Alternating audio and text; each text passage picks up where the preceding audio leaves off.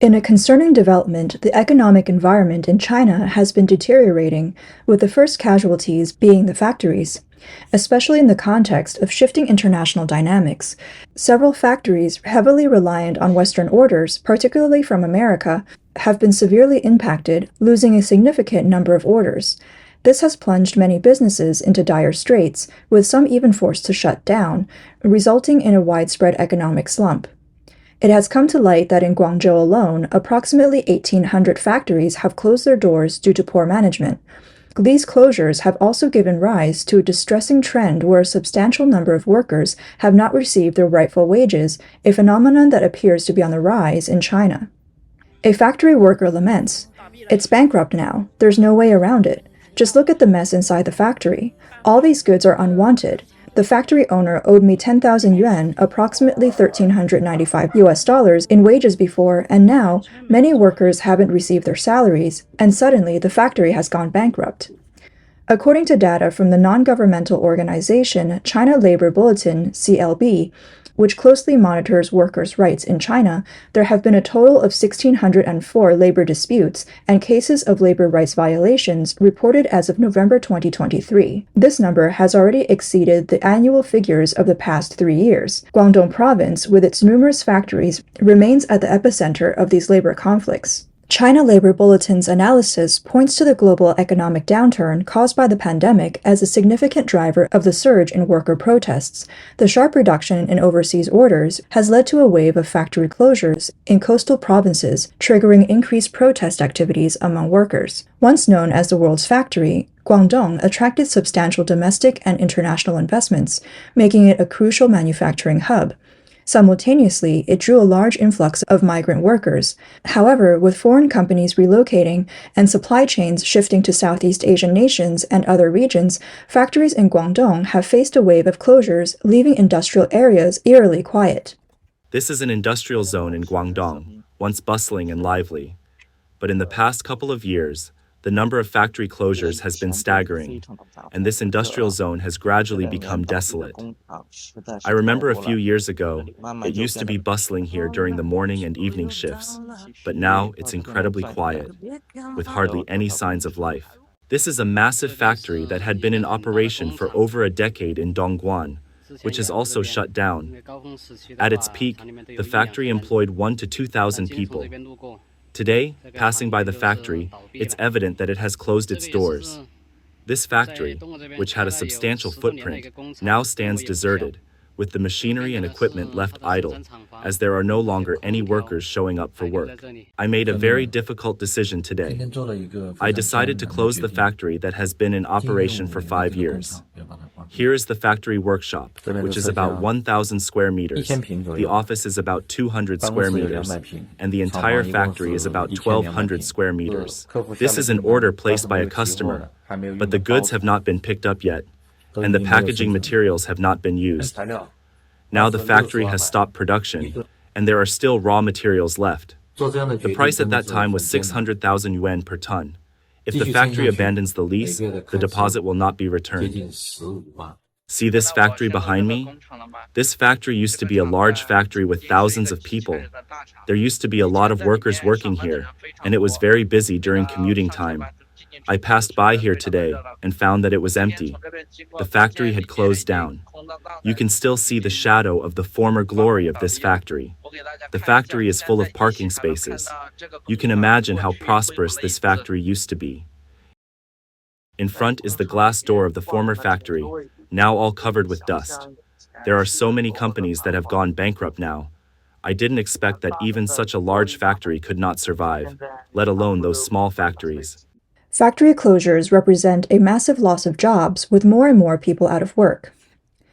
Another factory in Guangzhou has announced its closure. Due to fewer and fewer foreign trade orders, the factory cannot survive. The closure of a factory means hundreds or thousands of people are unemployed. The Guangzhou of today is no longer the Guangzhou of 10 years ago. 10 years ago, Guangzhou was the first choice for workers. The current Guangzhou is a place workers are abandoning. Hello everyone. Because the mortgage loan pressure is too great, I went to Guangzhou Laohuangpu today to look for a job. Only about 20% of the offices in this office building are rented out, and the rest are vacant, which shows how bad Guangzhou's economic situation is. There were still 5 people to interview in front of me. The interviewer asked me to wait here. When I filled out the record form, I found that there were dozens of people vying for this position. After communicating with the interviewer, I found that the monthly salary was only 4,000 yuan. If you travel on business, you have to pay for transportation and food expenses yourself. The man who shot the video revealed that he felt that he should not have been able to apply for this position. He had submitted many resumes before, but had received no response. Now, during rush hour, the Guangzhou subway is no longer as crowded as before, which made him lament that it was really too depressing. Ma Hailiang has been bringing workers from Gansu to work in Jiangsu and Guangdong. He mentioned in an interview that business in Shantou, Guangdong is exceptionally poor, with virtually no orders in any of the factories. Ma Hailiang explained, "Initially, I brought 200 workers to the factory, but for various reasons, many left, and now there are only 30 left. The reasons for workers leaving include long hours, strenuous work, and the fact that the factory has no orders and had to lay off many workers."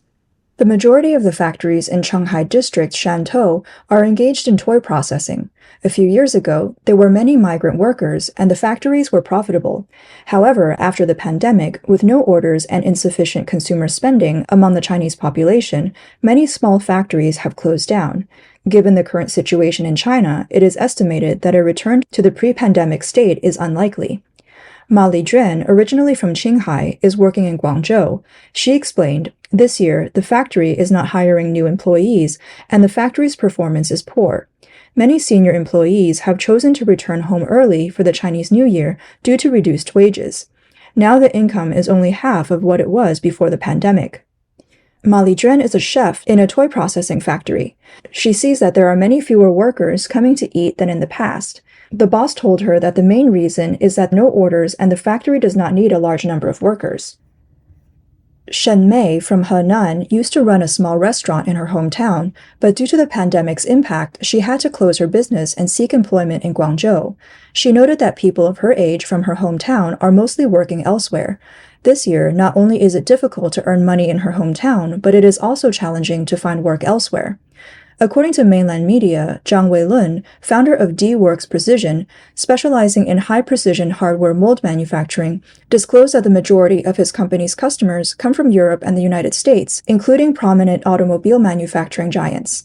He mentioned that the orders received by his company this year have seen a significant decline, with a 30% year-on-year drop. Moreover, the number of inquiries from potential clients has also decreased by half.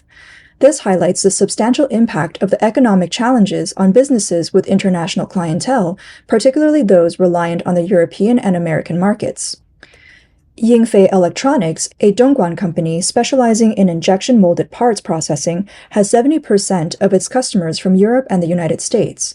Wang Yingying, the company's executive director, candidly revealed that the company's orders this year have experienced a cliff-like decline, with revenue decreasing by approximately half. Wang Yingying explained that due to the shortage of orders, about half of the machines in the company have not been running in recent years, and the number of employees has decreased from over 500 at its peak to 200 people. She said, "When we had a lot of orders, all 90 machines running simultaneously couldn't meet production needs. Now business is so slow that workers spend their days cleaning the machines." Starting from September 2023, there has been a wave of migrant workers returning home early from Zhengzhou, Xinxiang, and other places in Henan, carrying large and small bundles. This early return home wave is highly unusual. Henan is a province with a large rural labor force, and the impact of the good or bad performance of the coastal real economy is felt first there. Data also indicates a softening in China's export market. The latest data released by the General Administration of Customs of the People's Republic of China shows that China's annual exports in 2023 decreased by 4.6% year-on-year to $3.4 trillion, making the first decline since 2016 and weakening the growth engine for the domestic economy. China's cumulative imports and exports to its top 3 trading partners, ASEAN, the European Union, and the United States, fell by 4.9%, 7.1%, and 11.6%, respectively, with exports to and imports from the United States declining by 13.1% and 6.8%, respectively. Imports and exports to Japan, South Korea, and Taiwan also saw double-digit declines. Since 2020, the pandemic has led to supply chain shifts and a drastic reduction in overseas orders, making it increasingly challenging for foreign trade enterprises to sustain their operations. It is rumored that in 2022 alone, Dongguan, once hailed as the world's factory, saw the closure of 4,000 to 5,000 enterprises. In 2023, some long-established Hong Kong-owned printing and dyeing factories, hardware factories, and electronics factories have also announced their closure due to serious losses. As factories close, the number of migrant workers continue to decrease. Vacant shops can be seen everywhere in the bustling streets of Dongguan City. There are also many leasing notices posted on the outer walls of factories in Dongguan Industrial Zone. Come take a walk around Xiaobian Street in Dongguan today and see what's changed. Opposite is a shopping plaza, which is now closed down. The row of shops next to it have also closed down. This street is also considered a relatively prosperous place, and many shops are now closed. Now I came to Dongguan Chang'an Xiaobian 3rd Industrial Zone to see if there are any factories recruiting workers. Look at the walls. There are many advertisements for factories for rent. There are also many advertisements for factories for rent on the wall here. Chang'an Town, a significant hub for manufacturing in Dongguan, is now facing an oversupply of factory spaces, with rental notices popping up everywhere.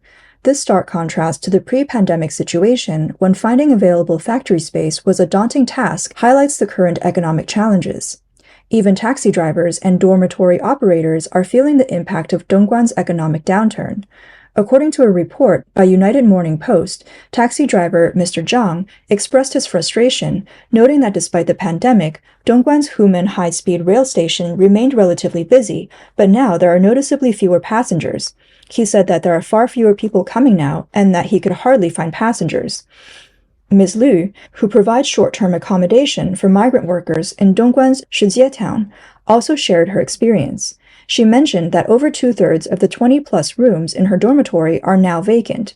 She said, "My husband and I used to be so busy running the business together. Now business is slow and he has to find temporary work outside to supplement our income." The sluggish labor market in Dongguan has increased the risk of ongoing deflation in China while weakening consumer confidence. The situation in Shanghai, known as China's financial hub, is also less than optimistic, with many brick-and-mortar store owners lamenting the challenges of running their businesses. This is Shanghai International Clothing City, the largest clothing wholesale market in East China. This wholesale market has a total of 5 floors. Going down from here is the underground wholesale market. This used to be a wholesale shoe industry. Look at all the underground shops. There is no one left. There should be thousands of these shops in total. It's all empty now. This Shanghai resident revealed that this clothing mall used to have a large number of customers and was very lively. However, due to the significant drop in customer traffic, many businesses have evacuated, and the once thriving atmosphere is no more. It's not just clothing businesses struggling. Even Shanghai's restaurant owners are facing tough times.